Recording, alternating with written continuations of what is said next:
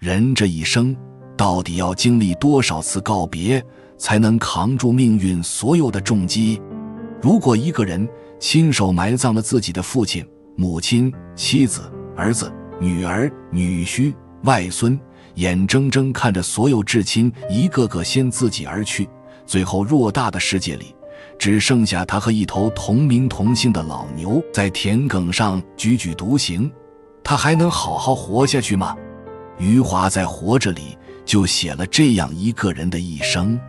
故事的最后，福贵牵着老牛走在夕阳里，唱着少年去游荡，中年想绝葬，老年做和尚。而那条他儿子有庆跑了无数次的乡间小路，月光照在上面，像是洒满了盐。今天我们跟着余华的活着，一步一步走进福贵跌宕起伏的一生，看看一个人在被命运一次次打倒，踩进泥土里之后，究竟靠什么依然选择好好活着。故事的主人公叫福贵，他的一生像一场从云端跌进泥沼的漫长坠落。他本是地主家的阔少爷，家里有100多亩地，城里有米行老板的千金做妻子，本该是一辈子衣食无忧的命。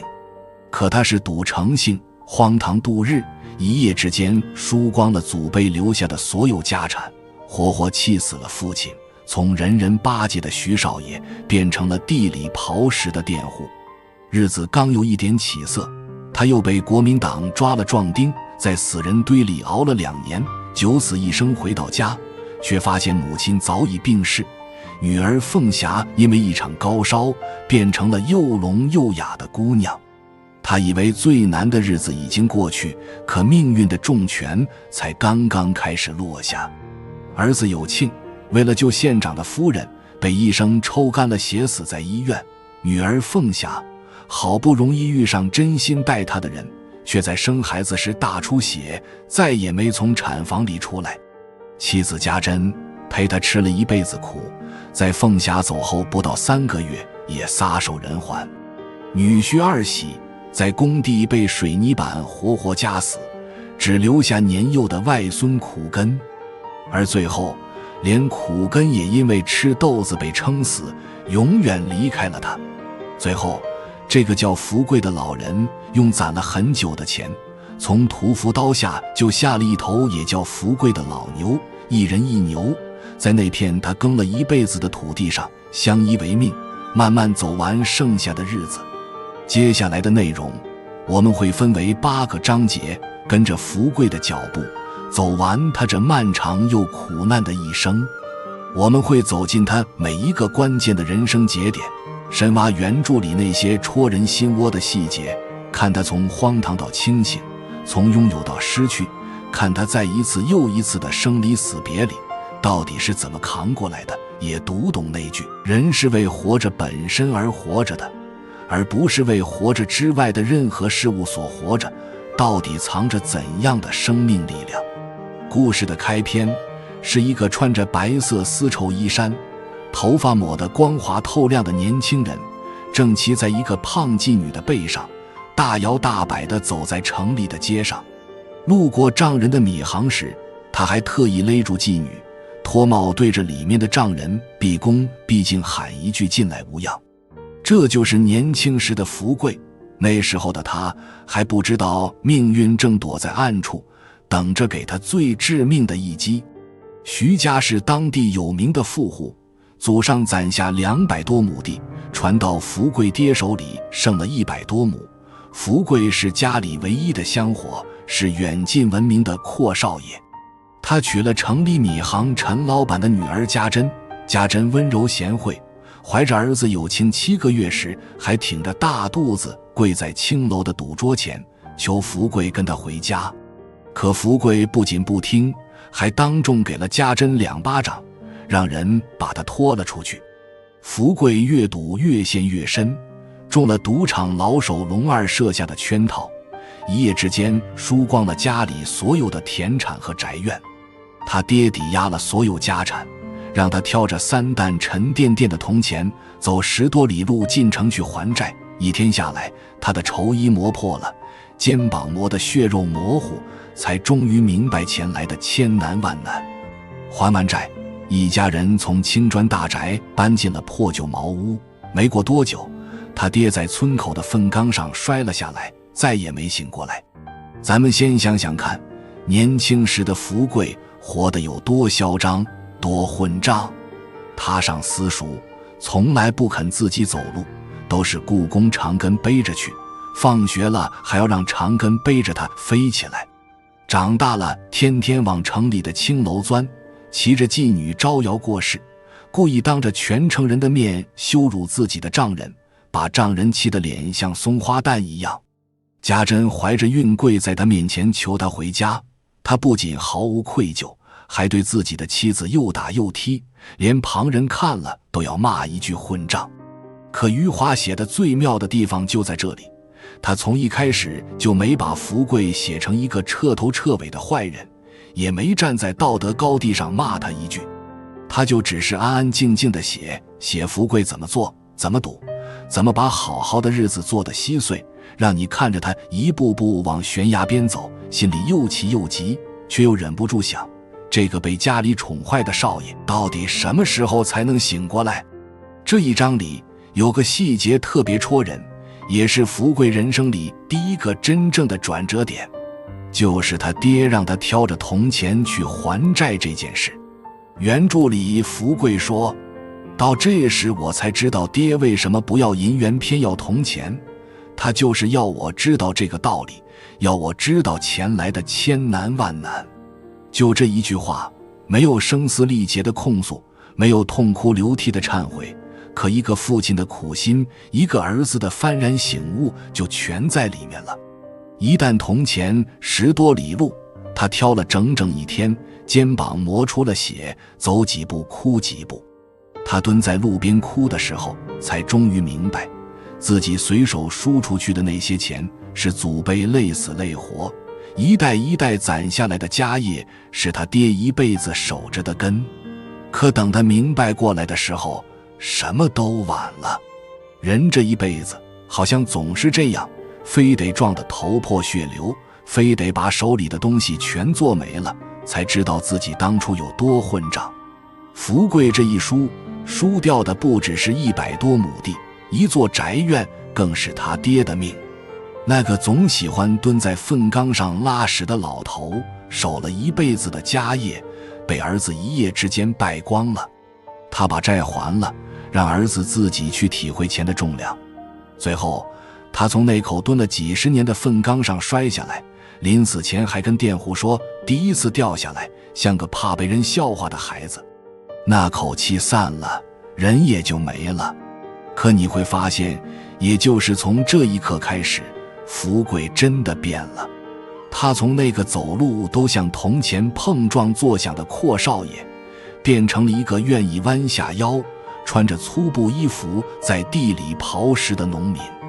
而更让人动容的是家珍，这个城里米行老板的千金，从小娇生惯养，被福贵那样羞辱打骂，可他还是在生下儿子有轻半岁的时候，一个人走了10多里路，抱着孩子回了那个破茅屋。原著里写，他回来那天，路两旁的油菜花开得金黄金黄，蜜蜂嗡嗡地叫，他穿着水红的旗袍站在茅屋门口，笑盈盈地看着福贵的娘。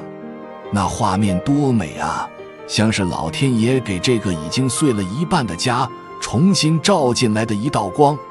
咱们换位想想，如果你是家珍，你会回来吗？丈夫是赌败家，对自己又打又骂，婆家一贫如洗，娘家能给她锦衣玉食的生活，可她还是回来了。她图什么？也许就图她跟福贵说的那句，只要一家人天天在一起，也就不在乎什么福分了。这大概就是那个年代的女人，一旦认定了一个人，就是一辈子，再苦再难也愿意陪着你往下走。福贵的人生从这狠狠的一跤开始，走上了漫长的下坡路。可他不知道，这还只是命运给他的第一记重拳，比起后面他要失去的输光家产、气死父亲，反倒是他这辈子最轻的一次打击。我们接着往下走，看看这个败光家产的男人是怎么在时代的洪流里死死抓住身边的每一个人。爹没了，家没了，福贵租了龙二的5亩地，从使唤人的少爷变成了被土地使唤的佃户。他这辈子没拿过锄头，没干过农活，现在却要学着在泥土里刨食，养活一家人。可日子刚刚有了一点安稳的模样，命运的第2次重击就猝不及防地来了。他被抓了壮丁，家珍带着半岁的有庆从娘家回来了，一家人终于团圆。没了家产的福贵放下了所有少爷架子，租了龙二的5亩好田，没日没夜地在地里干活。日子虽然苦，可总算有了个家的样子。可好景不长，福贵的娘生了病，他揣着家珍给的2块银元进城去请郎中。路上遇到国民党抓壮丁，他被硬生生拉进了队伍，编入炮队，一路往北走，想跑也跑不掉。老兵老全告诉他，逃跑的人都会被枪毙，就算侥幸跑了，也会被别的部队再抓回去。他们在坑道里挨饿受冻，看着几千个伤号被像垃圾一样扔在雪地里，整夜的哀嚎，天亮时就全没了气息。老全也被榴弹打中，临死前只留下一句：老子连死在什么地方都不知道。后来福贵被解放军俘虏，领了回家的盘缠，一路疯跑着回到家，却发现娘已经去世了。女儿凤霞因为一场高烧变成了又聋又哑的姑娘。你看，命运对福贵从来都没有半分心软。他好不容易改了性子，学会了种地，懂得了疼老婆孩子，想着好好干活，把日子过起来，让娘和家珍不再跟着他受苦。可他只是进城给娘请个郎中，就被抓了壮丁，连跟家里人告别的机会都没有。他走的时候，娘还躺在床上等着他请医生回来。他回来的时候，娘已经埋进了土里，连最后一面都没见着。女儿凤霞，那个以前会笑着跟他撒娇，会护着他的小姑娘，一场高烧过后再也听不见，也说不出话了。原著里写战场的这段内容，余华写得特别克制，可字里行间全是刺骨的残酷。几千个伤号被扔在坑道外面，哭天喊地的叫声一长串一长串地传过来。福贵说，我这辈子就再没听到过这么怕人的声音了，一大片一大片，就像潮水从我们身上涌过去。天亮的时候，那些哀嚎声全没了，几千个活生生的人就那样躺在雪地里，身上盖了一层薄薄的雪花，连收尸的人都没有。你看，在那个战火纷飞的年代，人的命有多不值钱，就像路边的野草，说没就没了，连个名字都留不下。还有老兵老全的死，更是把这种无常写得透透的。这个当了8年兵的老兵，前后逃了7次，每次都被别的部队抓回去，枪林弹雨里闯了无数次，从来没受过重伤。可就在战争快要结束的时候，他只是站起来看了看远处，就被一颗榴弹打中了。他临死前说的那句话多扎心啊，老子连死在什么地方都不知道。这句话哪里是老全一个人说的，这是那个年代里所有死在战场上死得不明不白的人心里最无奈的一句话。福贵活下来了，可他也记住了那种深入骨髓的恐惧。死从来都不可怕，可怕的是你死了，都没人知道你是谁，没人知道你埋在了哪里。可你再看福贵回家的那段，又让人鼻子一酸。他从战场上活下来，领到解放军给的盘缠，一路往南跑，饿了就买个烧饼，困了就在路边睡一觉。他太想家了，一想到今生今世还能和他娘和家珍和他一双儿女团聚，他又是哭又是笑，疯疯癫癫地往南跑。2年啊，整整2年，他在死人堆里熬了2年，才终于跑回了那个小村子。他以为能一家团圆，可推开门才发现，娘没了，女儿哑了。咱们换位想想，如果是你，好不容易九死一生从战场上跑回家，推开门看到的是这样的结果，你会是什么心情？会不会崩溃？会不会觉得天塌了？可福贵呢？他看到家珍和2个孩子都好好的活着，第一反应是我的心放下了。人啊，真的是越经历苦难，对幸福的要求就越低。他原本盼着一家5口团团圆圆，可到最后，只要身边的人还活着，就已经是天大的幸运了。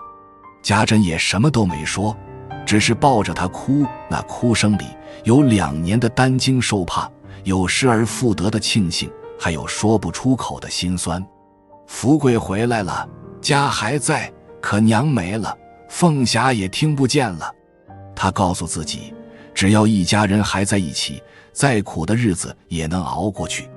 可他不知道，时代的浪潮已经滚滚而来，他这个小小的家就像浪里的一片叶子，根本由不得自己。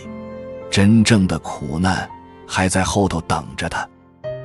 福贵从战场上回来没多久，土改来了，再后来人民公社成立了，大炼钢铁的浪潮席卷了全国。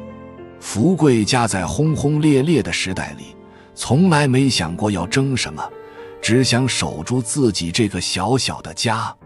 可时代的一粒灰落在一个普通人头上，就是一座翻不过去的山。土改的时候，龙二因为占了福贵家的田产和宅院，被划成了恶霸地主，公审之后挨了5枪，当场枪毙了。押赴刑场的时候，龙二回头对着人群里的福贵喊：福贵，我是替你去死啊！福贵吓得脖子上一阵阵冒冷气，心里后怕，要不是当初败光了家产，今天被枪毙的可能就是自己。没过几年，人民公社成立了，福贵家的5亩地被收归公有，家里的锅也被砸了，拿去大炼钢铁，就连有庆天天割草喂大的2头羊也被公社牵走宰了，有庆心疼地哭了好几天。全村人都吃起了大食堂，一开始顿顿有肉有米，可没过多久，粮食就见了底。大炼钢铁那阵子，福贵全家守着一个汽油桶熬了通宵，家珍病倒了，去医院一查，得了治不好的软骨病。再后来，城里闹起了文革，红卫兵冲到村里，把队长也当成走资派押走了，整个村子，整个国家都陷在一场轰轰烈烈的荒诞里。龙二被枪毙的这段情节，余华写得满是黑色幽默，可笑着笑着就让人笑不出来了。龙二临死前喊的那句我是替你去死啊，福贵听了，脖子上一阵阵冒冷气。他心里想，我想想自己是该死却没死，我从战场上捡了一条命回来，到了家龙二又成了我的替死鬼，我家的祖坟埋对了地方。你听这话，表面上是庆幸，可细品一下，全是说不出来的苦涩和心惊。当初福贵败光家产，所有人都骂他是败家子，是徐家的孽子，可谁能想到，就是这次败家，反而让他躲过了土改的清算，捡回了一条命。命运就是这么荒唐，你以为是跌入了谷底，可他偏偏在谷底给你留了一条活路。你以为是风光无限，可转眼就是万丈深渊。龙二赢了福贵的家产，风光了不到4年，最后落了个枪毙的下场。福贵输了所有，成了最底层的农民，反而活了下来。这哪里是龙二替福贵死，这是时代的浪潮里，小人物的命从来都由不得自己。再看人民公社和大炼钢铁那段，更是把那个年代的荒诞写得入木3分。好好的铁锅被砸了，说是要炼钢铁，队长跟村民们说，省出力气往共产主义跑，饿了只要抬抬腿往食堂门槛里放，鱼啊肉啊撑死你们。一开始大食堂里顿顿有肉，敞开了吃，村民们都觉得日子好起来了。可谁能想到，没过多久粮仓就空了，羊被宰光了，牛也差点被吃了。最后食堂散伙，大家还是得各回各家，自己买锅做饭，日子过得比以前更苦了。这里有个细节特别让人心疼，就是有庆的那2头羊。有庆每天天不亮就起来割草，上学放学来回跑50多里路，就为了喂这2头羊，鞋子1个月就磨穿了。他宁愿光着脚在雪地里跑，也舍不得磨坏新鞋。可公社一句话，羊就被牵走宰了。有庆看着空荡荡的羊棚，哭得肩膀一抖一抖的。第2天早上醒过来，还是习惯性的拿起篮子要去割草，走到门口才想起来羊已经没了。一个孩子最珍视的东西，在时代的浪潮里连一点分量都没有。他不懂什么叫人民公社，不懂什么叫大炼钢铁，他只知道自己天天喂大的羊没了。还有大炼钢铁那段，有庆出主意往汽油桶里放水，说要不钢铁没煮成，桶底就先煮烂了。队长当场夸他，你家出了个科学家。福贵心里高兴，可高兴没几天，桶底还是煮烂了。可就是这煮烂的桶底，反而被当成了炼出来的钢铁，敲锣打鼓的去县里报喜。命运就是这么荒唐，你以为完了，他偏偏给你个意想不到的结果。你以为日子好起来了，他又给你当头一棒。你有没有发现，在所有这些轰轰烈烈的大事里，福贵从来都没有反抗过，他只是被动的接受。锅被砸了，那就砸吧；地被烧了，那就收吧；羊被宰了，哭几天，日子还是得过。他从来不问为什么，因为他知道问了也没用。他的眼里没有什么时代，没有什么主意，只有自己的小家，只有家珍、凤霞和有庆。他只知道日子再难也得过，人活着就得吃饭，就得让身边的人活下去。你可以说他麻木，说他逆来顺受，可在那个年代，一个底层的小人物，除了咬着牙扛下去，还能做什么呢？这种看似麻木的承受里，藏着的是最顽强的生命力。时代的浪潮轰轰烈烈地过去了，福贵的小家还在，只是家珍的病越来越重，有庆也慢慢长大了。福贵以为只要一家人还在一起，再苦的日子也能熬过去。可他怎么也没想到，真正让他疼得直不起腰、喘不过气的重击马上就要来了。有庆是福贵和家珍的小儿子，是个特别懂事的孩子。他每天天不亮就起来割草喂羊，光着脚在雪地里跑着去上学，跑步特别有天赋，在学校运动会上拿了第1名。可就是这双跑得飞快的小脚，最后把他跑进了医院，就再也没能跑出来。有庆上5年级那年，县长的女人生孩子大出血，生命垂危，学校立刻组织5年级的学生去医院献血。有庆一听能去献血，高兴得不得了，脱下鞋子拿在手里，第一个就跑到了医院。可老师却嫌他不守纪律，把他狠狠训斥了一顿，让他排到了队伍最后面。前面10几个学生挨个验血，血型都跟县长夫人对不上，产房里的医生急得大喊：血呢？血呢？病人心跳都快没了。有庆怯生生地走到老师面前，小声问：是不是轮到我了？这才被叫进了验血室。一验，他的血型刚好对上，医生立刻就开始抽血，抽起来就没停，抽到有庆脸色发白，嘴唇都青了。他哆嗦着说：我头晕。抽血的人却只漫不经心地说：抽血都头晕。直到有庆一头栽倒在地上，再也没了气息，那些人才慌了神，可已经晚了。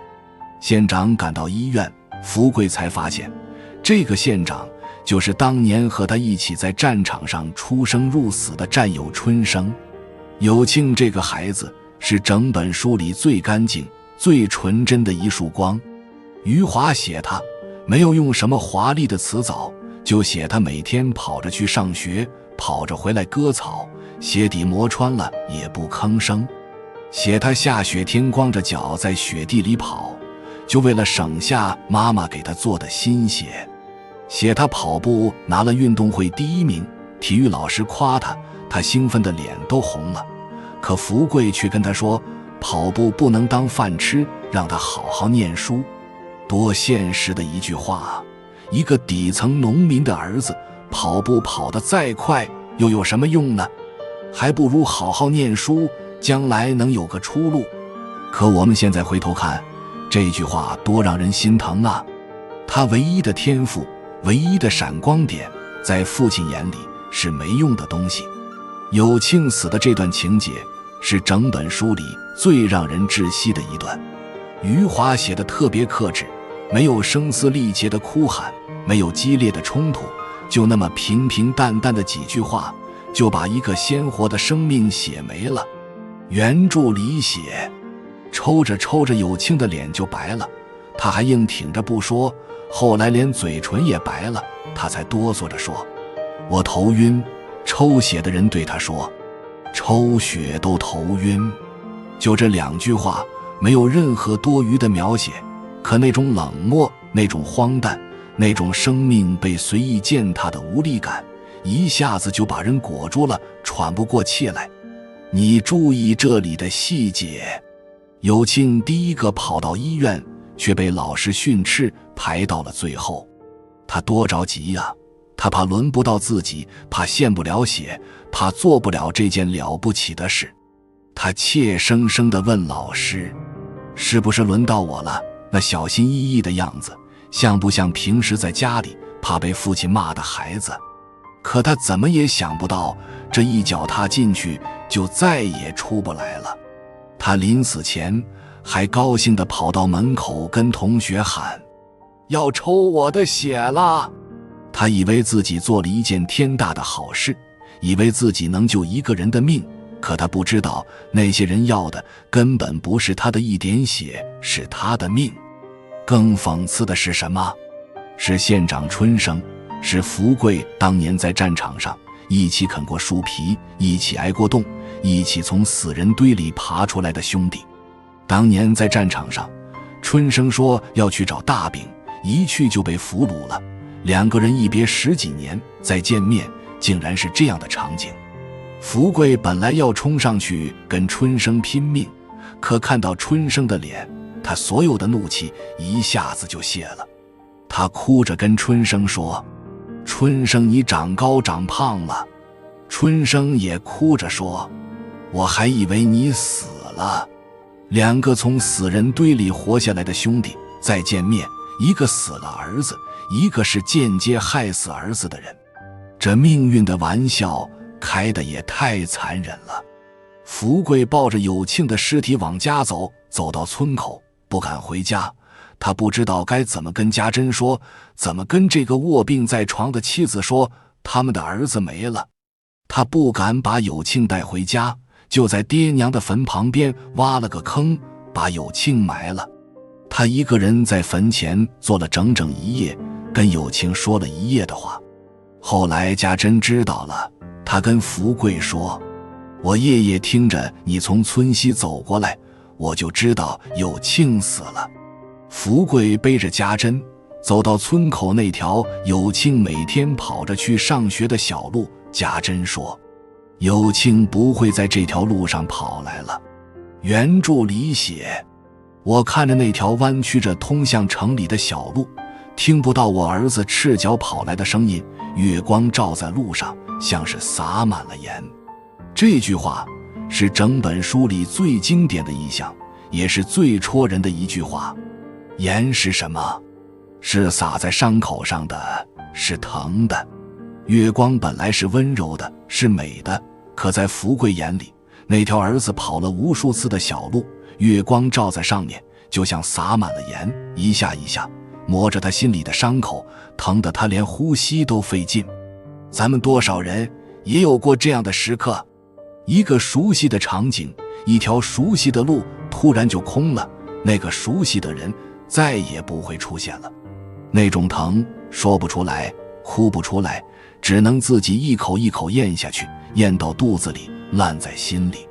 有庆没了，福贵的天塌了一半。可他还有家珍，还有凤霞，他告诉自己不能倒下，日子还得往下过。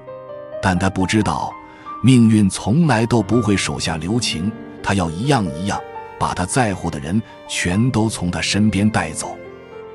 凤霞从小就命苦，一场高烧让他再也听不见，说不出，可他懂事的让人心疼。他干活从不知道累，对爹娘孝顺，对弟弟亲，村里有人笑话他，他也只是低着头笑笑。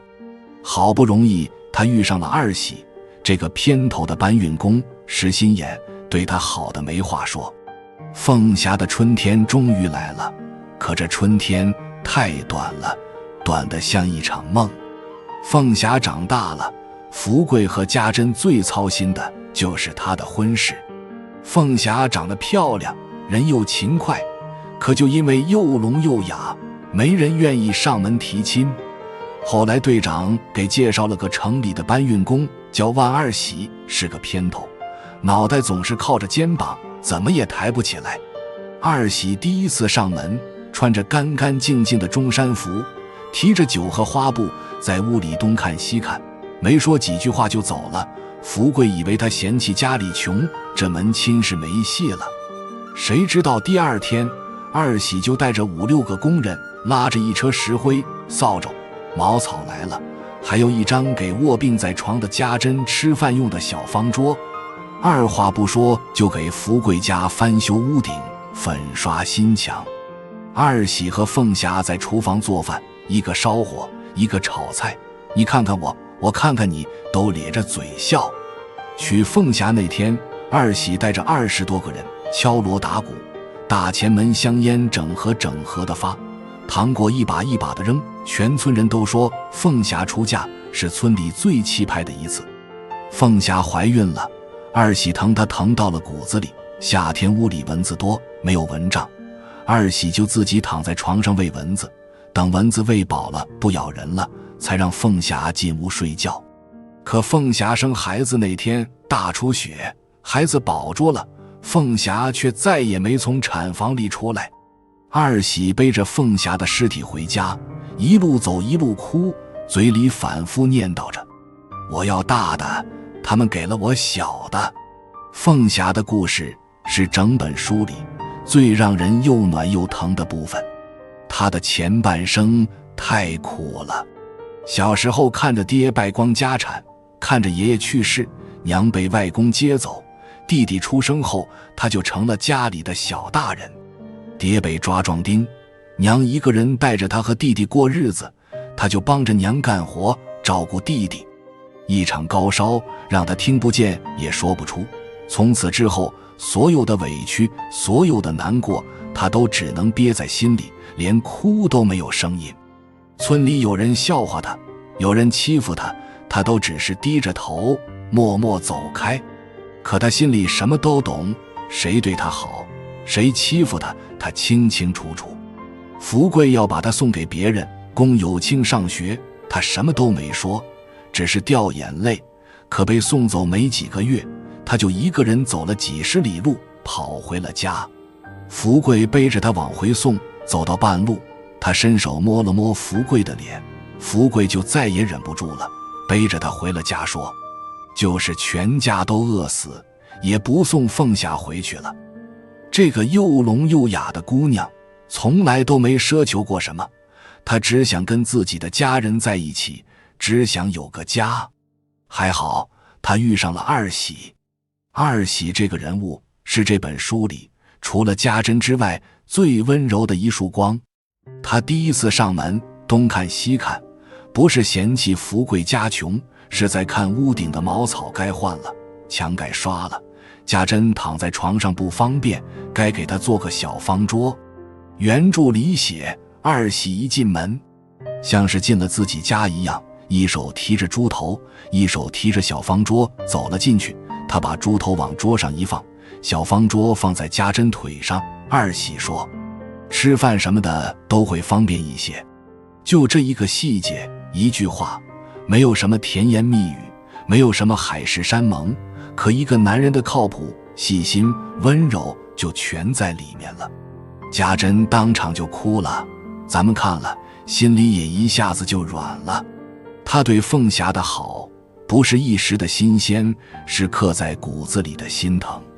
夏天屋里蚊子多，他就自己躺在床上喂蚊子，邻居让他买蚊帐，他说债不还清，我心里不踏实。他说我一个人，蚊子多咬几口捡不了什么便宜，凤霞可是2个人啊。这话多朴实啊，又多让人心疼。他没读过多少书，不会说漂亮话，可他用自己的方式给了凤霞这辈子最幸福的几个月，让她知道了被人捧在手心里疼是什么滋味。可老天爷就是不肯给这个苦命的姑娘多一点甜。凤霞生孩子大出血，二喜跪在医生面前哭着喊，救救凤霞，我要凤霞，孩子我不要了。可最后孩子保住了，凤霞没了。二喜背着凤霞的尸体回家，那天雪下得特别大，他走一段路就蹲下来哭说，爹，我腰疼得不行了。那不是累的，是哭的，把腰都哭疼了。福贵说，我的一双儿女都是生孩子上死的，有庆死是别人生孩子，凤霞死在自己生孩子，多讽刺啊，多无奈啊。有庆为了救别人的孩子死了，凤霞为了生自己的孩子也死了，福贵的一双儿女就这么没了。二喜后来看着凤霞的遗像，看一会儿眼泪就掉下来，他说，我只有这点想想凤霞的福分。他这辈子最幸福的时光就是和凤霞在一起的那几个月，凤霞走了，他的天也塌了。